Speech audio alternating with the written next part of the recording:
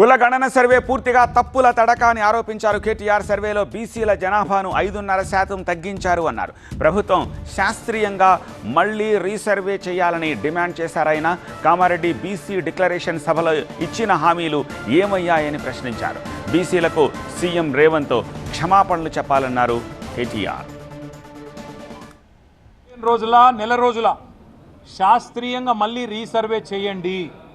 ఖచ్చితంగా ఇవాళ రాష్ట్రంలోని బలహీన వర్గాల బిడ్డలు ఆందోళనలో ఉన్నారు.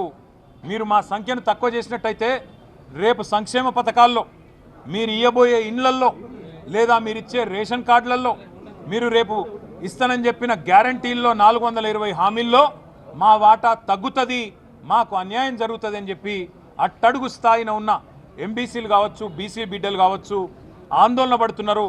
కాబట్టి వారి ఆందోళనను చేయడానికైనా సరే మీరు వెంటనే తిరిగి రీసర్వే మొదలుపెట్టండి అని ప్రభుత్వానికి కోరినాం.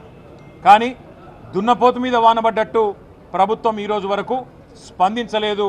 స్పందించకపోగా ఇంకా సిగ్గు లేకుండా ఉల్టా చోర్ కొత్వాల్ కూడా అంటే అన్నట్టు అసలు ఆనాడు జరిగిన సమగ్ర కుటుంబ సర్వే మీదనే అనుమానాలు లేవనెత్తే విధంగా ఇవాళ కాంగ్రెస్ ప్రభుత్వంలోని కొంతమంది పెద్దలు సమగ్ర కుటుంబ సర్వేనే తప్పు అన్నట్టుగా మాట్లాడుతూ బీసీలను అవమానిస్తూ ఉన్నారు.